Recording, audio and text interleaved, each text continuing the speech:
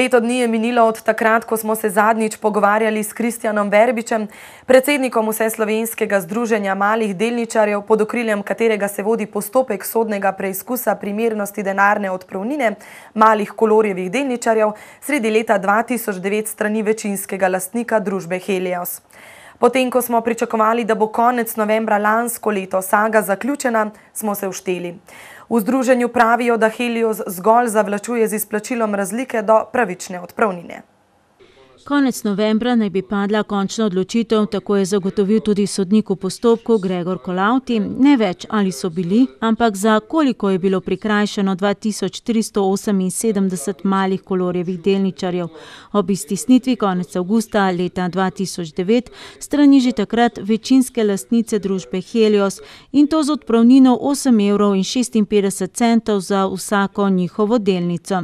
Vseslovensko združenje malih delničarjev je to iztisnitev ocenilo za razlastitev in prek sekcije Kolor vložilo zahtevo za sodni preizkus primernosti denarne odpravnine. Njegovemu pozivu se je doslej pridružilo skoraj 1000 iztisnenih ali, kot pravijo v združenju, razlaščenih Kolorjevih delničarjev. Helios je prvo pripravljenost na poravnavo in doplačilo odpravnine izkazal sredi leta 2011, kot so dejali, ne zato, ker bi bila izplačana odpravnina prenizka, ampak zgolj zato, ker želijo čim prej zaključiti dolgotrajne in, kot so dejali, neproduktivne postopke.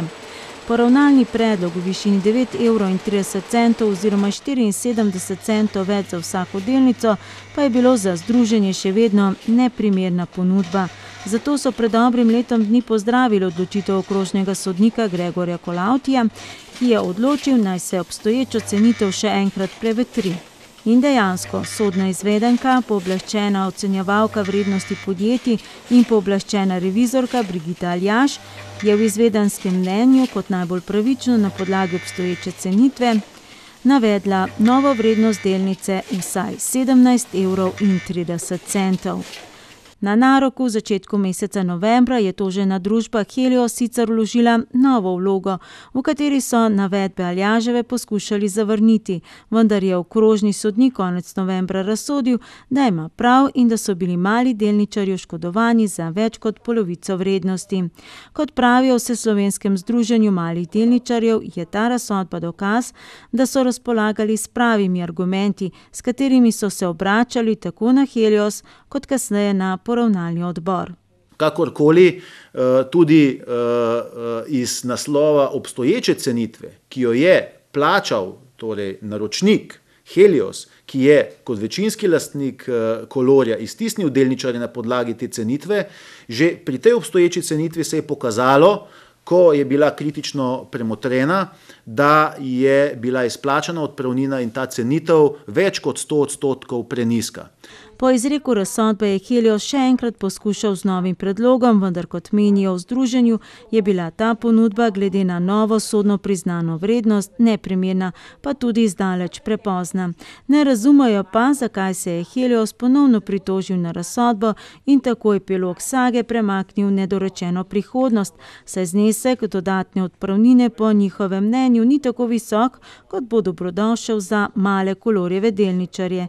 To so večinoma fizične osebe, ki so imele do iztisnitve avgusta 2009 v lasti skupaj 72.640 Kolorjevih delnic. Tukaj bi dejansko to za družbo predstavljalo slabih 400 tisočakov, na drugi strani za delničarje seveda to pomeni več kot 100% dodatno odpravnino. Marsikdo od teh je v resnih eksistenčnih okoliščinah in po tej plati tudi zato ni korektno, da tisti, ki so v preteklosti zaupali v družbo, marsikdo od njih, ne nazadnje tudi od zaposlenih, bivših zaposlenih, ne dobijo tega, kar se je izkazalo, da jim pripada skozi postopke, ki smo jih pred sodiščem peljali in pripeljali do takšne sodbe in odločbe. Če si že odslovljen kot mali delničar brez lastne privolitve, kar je sicer za poslovanje podjetja včasih priporočljivo, je prav, da si odslovljen vsaj s primerno odpravnino, menijo v združenju.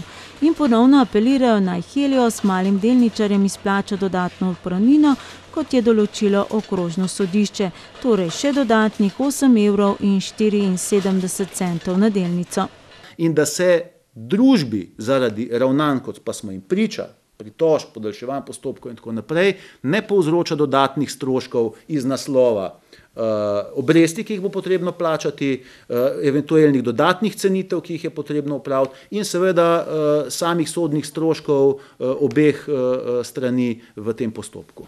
Da v dober končni izid v združenju ne dvomijo, priča že dejstvo, da združenje prevzame plačilo vseh sodnih stroškov, potrebnih cenitev ter delo pravnikov, odvetnikov in ostalih strokovnih sodelavcev. V konkretnem primeru sicer črte pod stroške še niso potegnili, v nobenem primeru pa ti ne bodo pod 20.000 evri.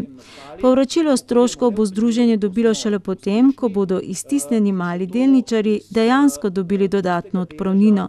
Takrat pa v skladu z delničarskim sporazumom združenje dobi tudi povračilo stroškov, ki so prej izključno njegov rizik. Ali če povemo še drugače, združenju je v interesu, da je znesek dodatne poravnave čim višji, se le od tega zneska dobijo določen odstotek in seveda, da do realizacije pride čim prej. Kot pravi, običajno ta znesek pokrije le prej omenjene stroške. Pa tudi v interesu malih delničarjev je, da je ta znesek čim višji. V interesu vseh tistih, ki niso pristopili k delničarskemu sporazumu, pa je bilo tudi, da se zadeva ni rešila s poravnavo, ampak da je prišla na sodišče in da bodo v tem primeru tudi sami deležni pravične odpravnine.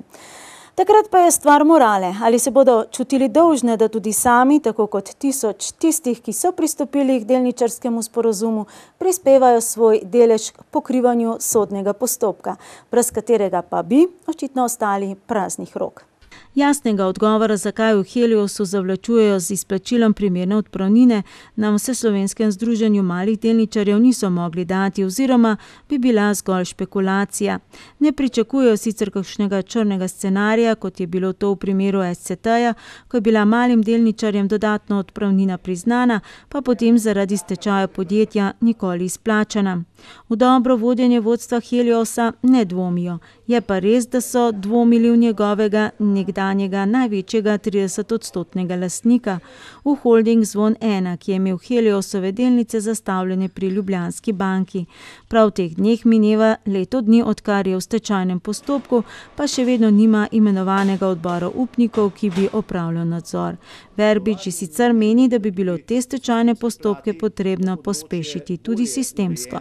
Ne pa, da se tako insolvenčne kot stečajne postopke pogosto koristi za to, da mine čim več časa, v katerem se tisti, ki so v te postopke vpeti za svojimi prejemki in za ostalim, seveda vidijo motiv ali pa interes, kakor tudi, da se oddaljujejo tisti roki, do katerih je možno po sodni poti ali kako drugače izpodbijati oziroma problematizirati posle takšnih družb.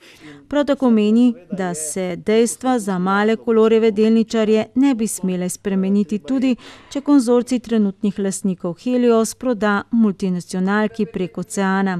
Ne izključuje pa morebitnih proceduralnih zapletov. Vendar pa je v vsakem primeru zadeva po pravni plati jasna in čista. Tudi v primeru menjave lastništva pravna subjektiviteta ostaja ista. Tudi če bi se pravna subjektiviteta spremenila, bi verjetno tukaj šlo za kontinuiteto in to, da bi eventualen drug pravni subjekt s tem v zvezi seveda nase prevzel ne samo pravice, pač pa tudi obveznosti, ki izhajajo iz naslova kakršnihkoli že postopkov pred sodišči. Verbič ne dvomi, da bodo morebitni novi lastniki precenili, da se bolj kot zavlačevanje splača poplačilo.